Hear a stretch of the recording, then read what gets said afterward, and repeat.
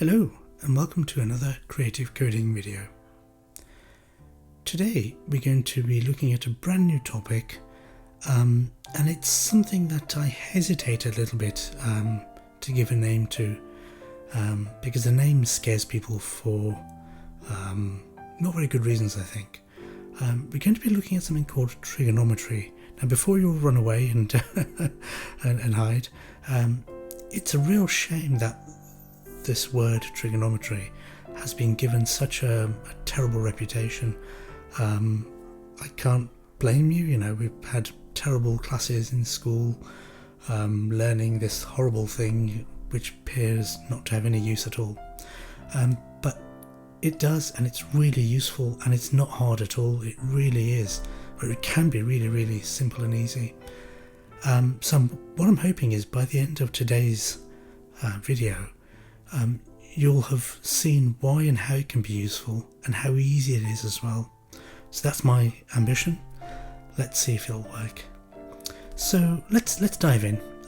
So on the screen we're looking at a circle, and there's a point P, we've called it. Could have called it anything really, just a dot, a point, a position, and it's moving around a circle that's, I guess, quite large. We can describe the distance from the centre using this distance here, which is the radius of this circle. Why is this useful? Why do we care? Because sometimes we want to create designs that are based on circles or moving around a circle, and that's circles are nice, they're aesthetically pleasing, they're really useful starting points for interesting designs, but we need to find an easy way of thinking about how to code that. Now if I wanted to code drawing a circle here, then here, then here, then here, maybe a few more evenly spaced perhaps all around this circle, it's not that easy. If we were drawing a grid, a square grid or a rectangular grid, we've done that lots of times, and they're easy because the points are regularly spaced apart, horizontally and vertically, and the coordinates work like that, so that's easy. If I say what's the coordinate, what are the coordinates of this point P, the x and y coordinates, that's not an easy question to answer yet. And that's what we're going to solve. So let me look at the next picture.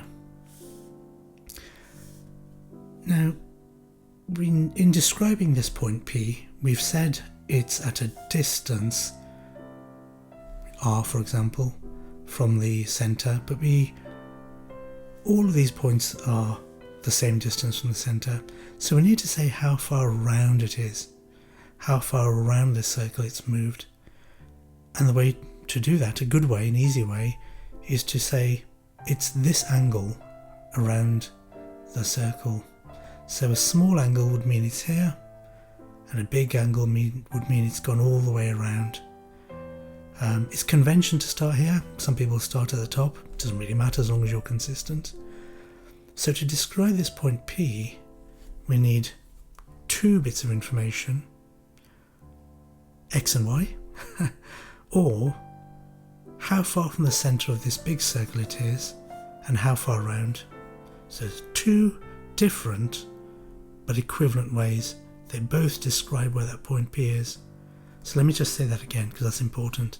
This point P is x across and y down or up.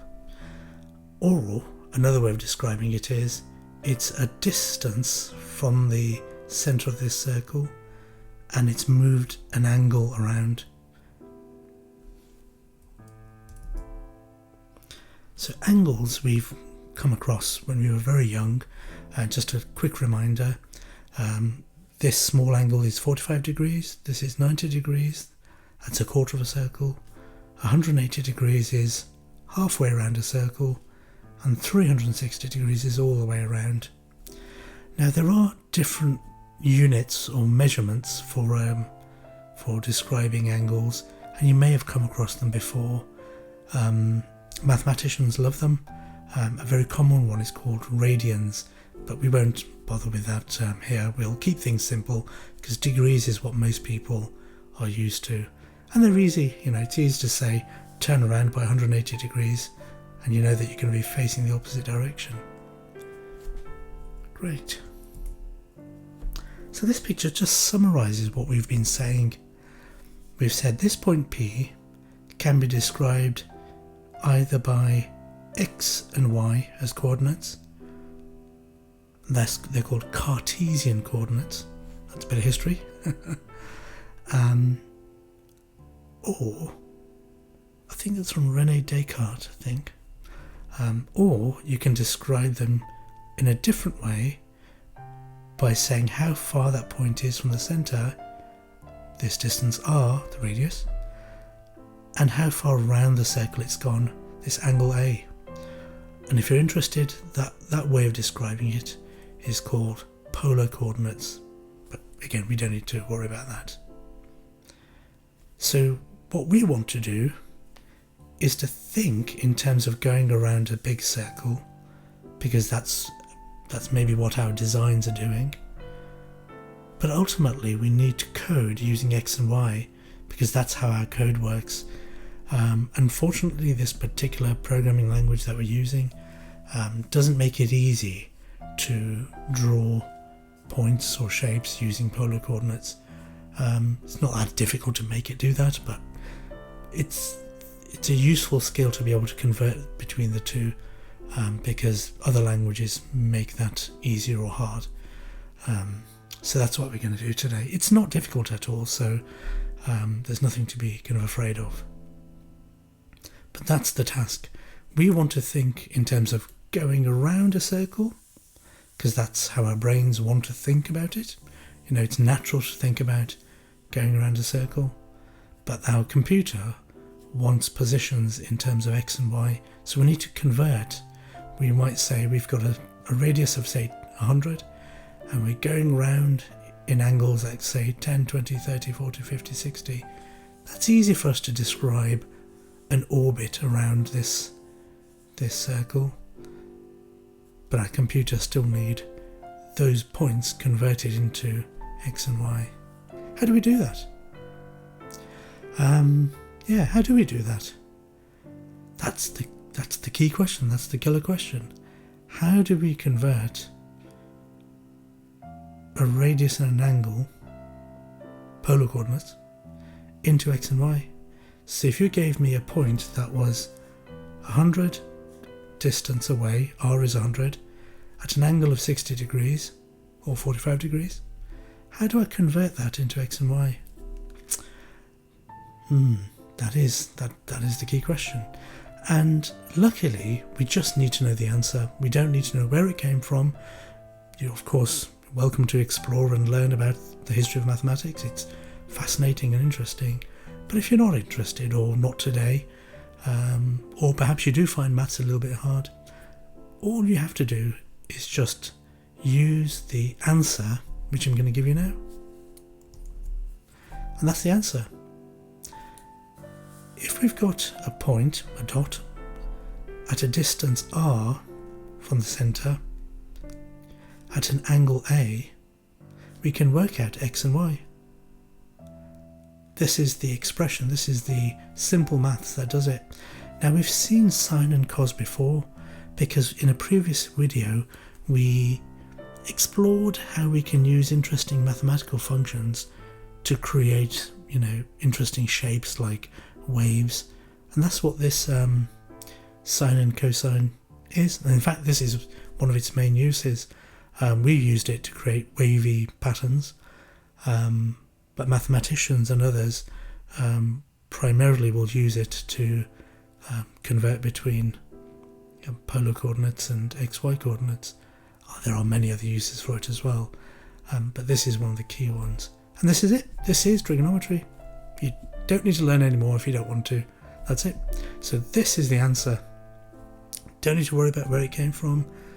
We just know that it's the answer and we just use it. And it's really easy to do. Now, let's illustrate its use just a little bit before we start coding. Here's just a picture showing that again, just to reinforce the point. If we got a point at distance r, angle A, x is r times the cosine of A, and y is r times the sine of A. And sine and cosine are already instructions in our coding language. We've used sine before. You might have experimented with cosine. So there's nothing extra that we have to do in terms of hard work. That's it. Now let's just think about kind of a simple example. If our point was at 180 degrees, that's all the way around here. What's y? It should be 0, shouldn't it? Because it's not above the 0 line and it's not below. It's at a 0 point. And x should be minus 10 because this radius is 10. It's minus 10. Now, will our formulae, these simple formulae, will they do that? If I plug in r is, what was it again? R is 10. R is 10 and the angle is 180. Will I get y is 0? And if I put in r is 10 and angle is 180, will cosine turn that into minus 10? Will it do that? It should do. Here's a simpler example, which is just up here. Now, here we've got a point at 45 degrees at a distance 10. If I did use that expression, if I used a calculator or some code, or a spreadsheet even, I should get y is 7.071, and there's many other digits, but that's an approximate answer. And the same for x. Will it do that? It should do. If the maths is correct, it should do that. Here's another sort of test example. If my point is straight up, the angle is 90 degrees and the distance is 10. If I use those mathematical formulae, it should give me y is 10, which is up 10 from here to here, and it should give me an x value of 0. That seems like quite a lot to ask for a little simple expression to do. Will it do it?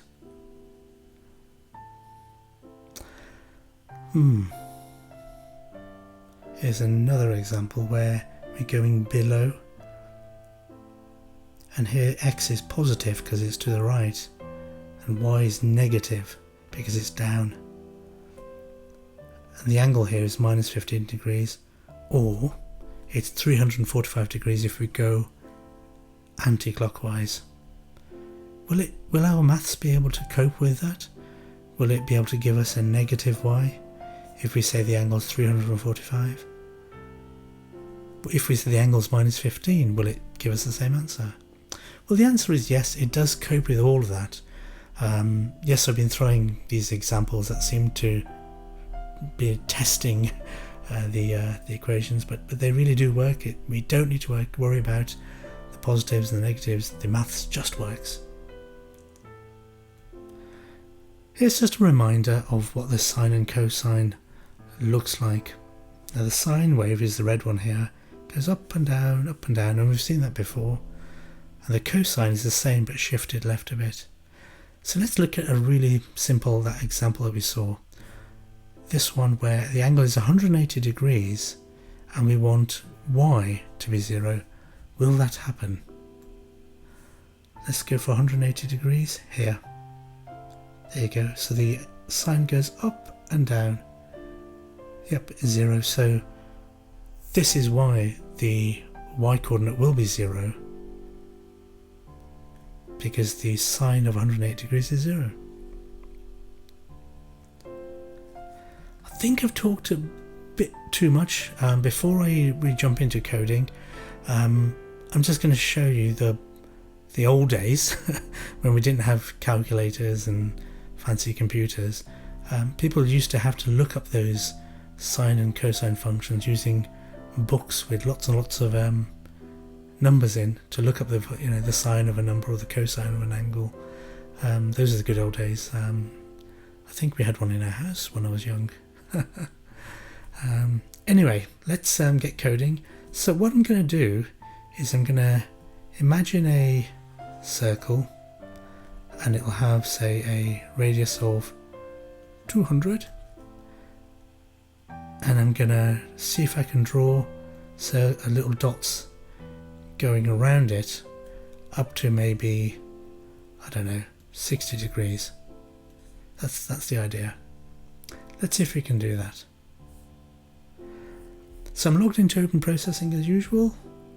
I've made sure I've got my Simple.js library turned on. Yep. Got my simple setup. And I'm going to be counting up the angles. So again, it's the repeat instruction that comes in really handy. I'm going to count from 0 to 60 degrees in steps of 5, say. And I'm going to call a function which I'm calling spot to draw a spot.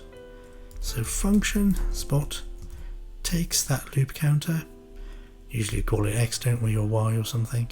Let's call it A for angle, because that's what they are in our mind. Okay, so let's work backwards. We want to be able to draw a spot at X, Y, size 5, and we need to work out what X and Y is from that angle. So let's go back to that expression, the trigonometry. There it is. X is r times cos of angle, y is r times sine of angle. Let's do that.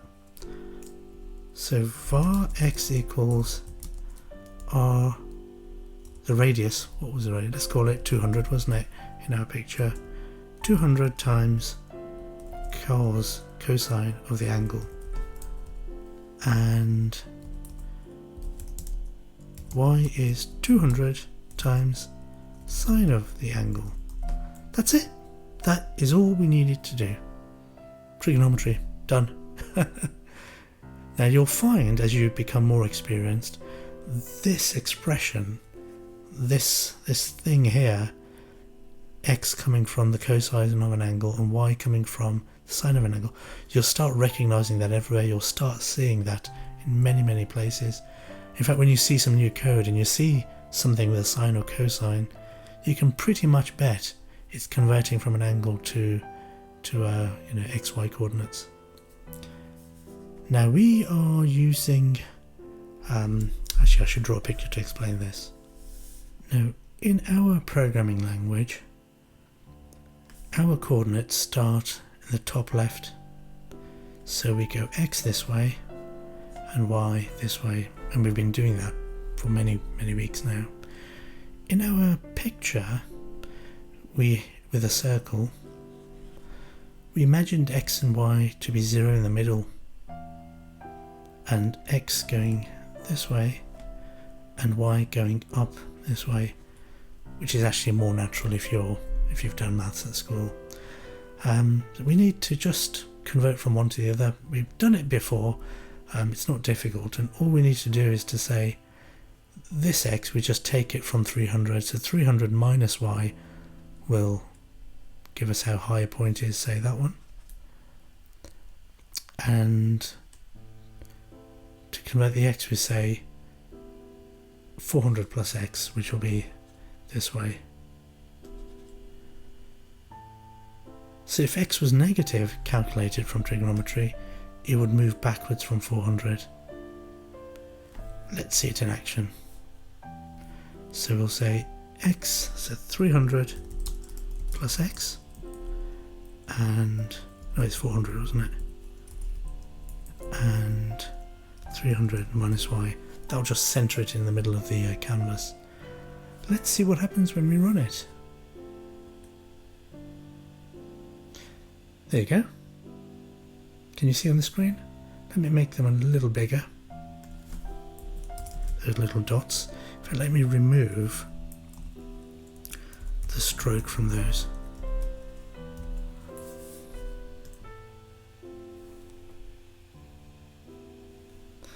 there's some dots there, and they've gone around this imagined circle. Can you see? So our trigonometry worked. We counted up in angles from 0, 5, 10, 15, 20, 25, 30, 35, all the way up to 60. And our trigonometry, that simple expression, converted it to xy, which we can then plot, we can draw. There you go, that's it, that's the heart of the matter. Everything else is fluff. Let's go to 90 degrees, which should reach the top of the circle. Yep, you can see that. 180 should go all the way to the other side of the circle. There you go. 0, 90, 180. And 270 is 3/4 of the way around. There you go. And 360 is all the way back around to the start. There you go. Magic. Now what we've done there is the heart of what I wanted to cover today, and trigonometry really. And I hope you've seen that, you know, all the maths aside and all the diagrams aside, this little thing here, this is the magic. It allows us to think about moving around a circle, whether we're orbiting planets or having a spiral graph or something like that. Whatever our imagination gives us in terms of things moving around other things, we can convert those angular movements, those rotations, into x and y, ready to be drawn, just using this simple set of equations. That is trigonometry. I mean, sure, there's lots more to it, but this is the heart of it, and this is the biggest use of it. So I hope that wasn't scary at all.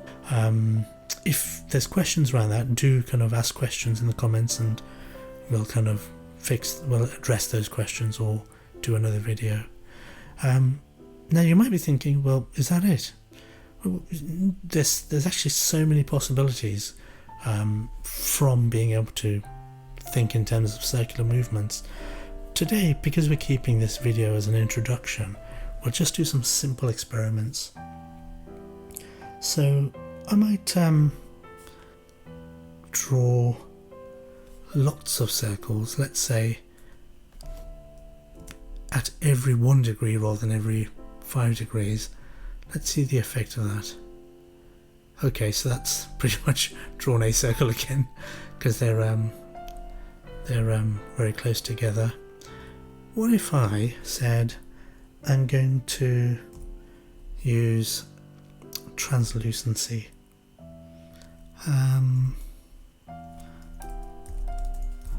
So let's see if I've got a red circle.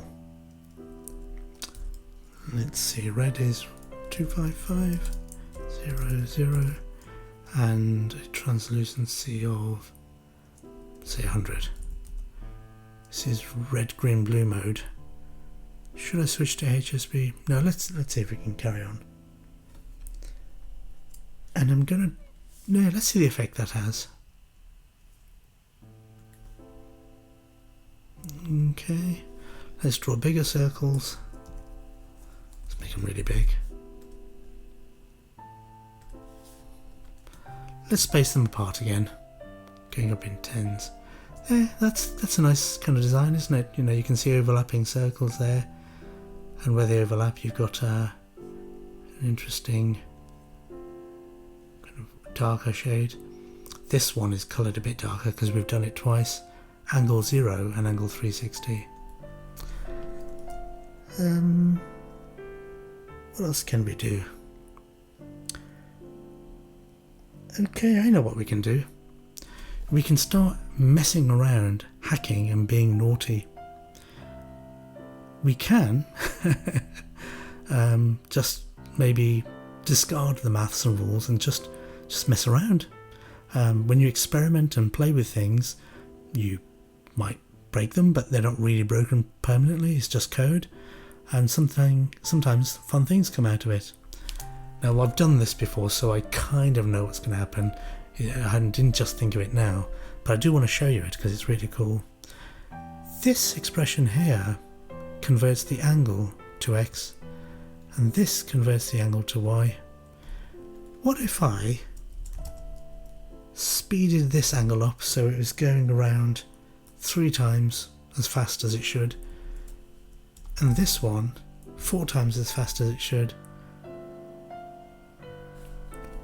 So we're kind of confusing the trigonometry deliberately, aren't we? But why not? Let's have some fun. Let's be naughty. See what happens.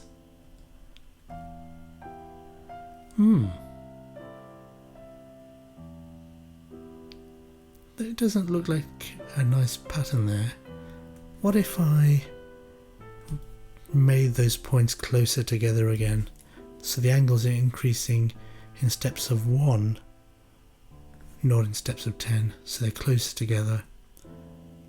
Oh, that's interesting. Let's make those smaller again, and I'll increase the translucency so they're a bit more see-through. That's interesting, isn't it? So you can see where it would have gone around a circle. We've now kind of hacked the kind of trigonometry to make it go into more of an interesting, different loopy pattern. That's nice, isn't it? Just a little bit of code and we've created something like this. And the possibilities are endless. You can experiment yourselves. Maybe I'll do 5 times there to create something different. I'm just going to refine that a little bit. I'm going to go up in angles which are even smaller, 0.1. That's quite saturated. There, that's kind of nice. Yeah, I like that. You can see where there's lots being drawn close together because it gets a bit darker. And then when they move quite quickly, it's lighter.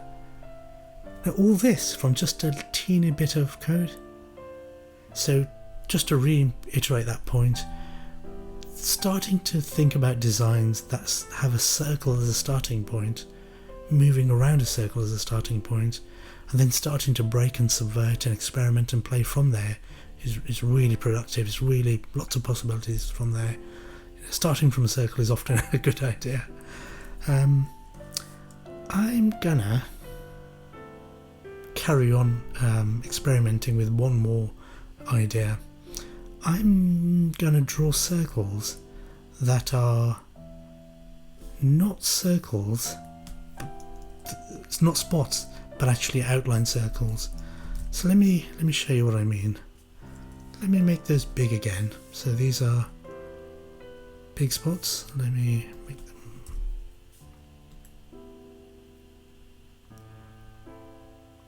I'm going to switch to HSP color mode because I find it easier to think in that mode. Color mode, HSP, and I'm going to use fill 0 for red, saturation full, brightness 90 say, and a translucency of, let's say, 0.5 or 0.2. Let's see what that does. So those are circles which are quite big spots. I'm going to change them so I have no fill but have a stroke. So I'm drawing the outline of those circles. Can you see it like that? Now when I do lots of them closer together, I'm expecting... Oh, there you go. Look at that. Now that is cool. Even if I do say so myself, that is rather cool. So you can see we've kind of added another layer of complexity or sophistication to that design. Instead of drawing dots, we've drawn actual circles with outlines, but they're moving around in this orbit. What if we increase their size, let's say 100? Maybe they'll overlap even more. That is kind of interesting, yeah? And if we made them more of them, so the angle step is small again. Wow, look at that. Isn't that cool? Now, I didn't expect that actually. This is not something I've done before. This is really rather cool. I'm getting excited. I love how these grids are spaced out here and then get scrunched up in these areas. It's really nice. I like that. Now what I'm going to do is maybe have even more detail. This is going to make the computer work hard. So now I'm going up in very tiny angles of 0.01, and I expect that to be quite saturated, so I'm going to turn my translucency right down. Let's see what happens. It's gonna, oh, that's quite saturated still, isn't it? Yeah, that's quite saturated. How can I...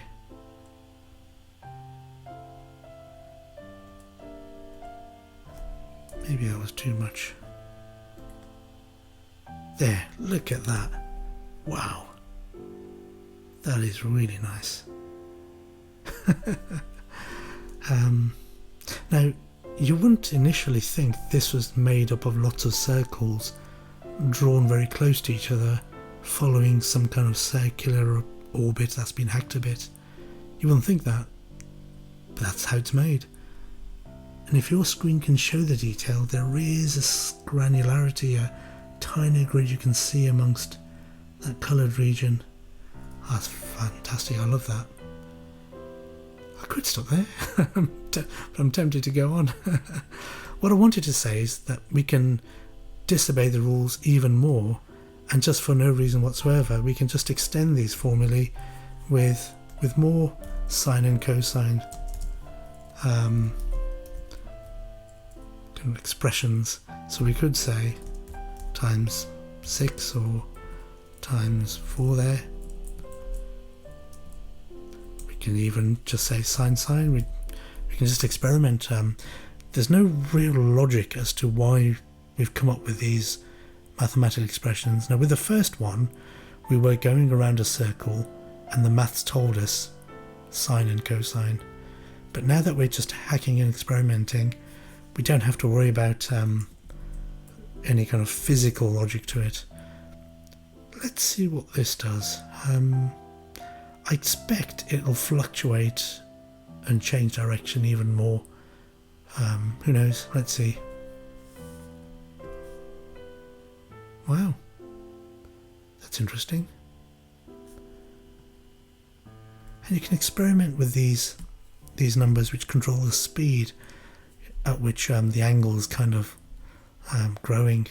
So if we've got an angle A, times 4 seems to speed it up, and times 11 would be even faster. Let's see what that does. That's kind of cool.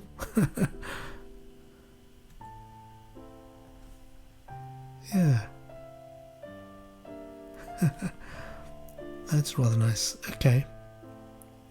I'm gonna try one more thing. What shall I do?